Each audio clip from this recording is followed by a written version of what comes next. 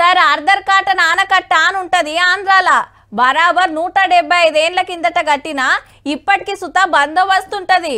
మళ్ళా కట్టింది తెల్ల దొరలు డిజైన్ చేసిన కాటన్ దొర పేరే పెట్టిండ్రు దానికి. దేశంలో గిసొంటి ఎన్నో ఉన్నాయి వెనకట కట్టినాయి. కానీ మన కండ్ల ముంగట కట్టి మన కండ్ల ముంగటనే తెరలైందంటే మన కాళేశ్వరం ప్రాజెక్టేనబ్బా. 1,00,000 కోట్లు పెట్టిండ్రు కానీ 4 వద్దులుగిన నిలబడకపాయే. మేడిగడ్డ పిల్లర్ దసికినాక ఢిల్లీకి వెళ్ళి ఎన్డీఎస్ఏ ఆఫీసర్లు వచ్చి అంతా చెకింగ్ చేసి మొన్న రిపోర్ట్ ఇచ్చిండ్రు కదా గవర్నమెంట్ కు.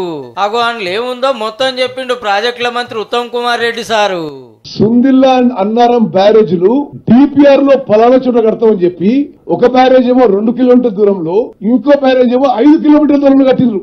అగనట ఓ కడగడతామని రిపోర్ట్లో రాసి ఇంకో కడగట్టిర్రట. అది సుతం మట్టి పరీక్షలు చేయకుండానే కన్స్ట్రక్షన్ మొదలు పెట్టిన 6 నెలలకి డిపిఆర్ సెంట్రల్ వాటర్ కమిషన్ కి సబ్మిట్ చేసిర్రు.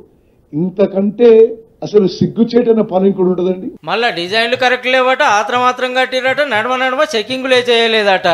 సర్కారోళ్ళు ఇంజనీర్లు పట్టి పర్వ లేనట్టు చేసుడుతోటే ఇంత నష్టమైందని పెద్ద టీవీలో ఫోటోలు చూపెట్టిండు సారు.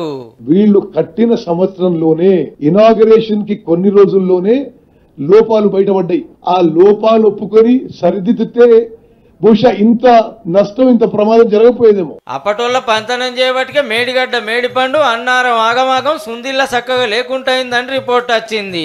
మళ్ళా అంత సుత అప్పు తెచ్చి కట్టిందే.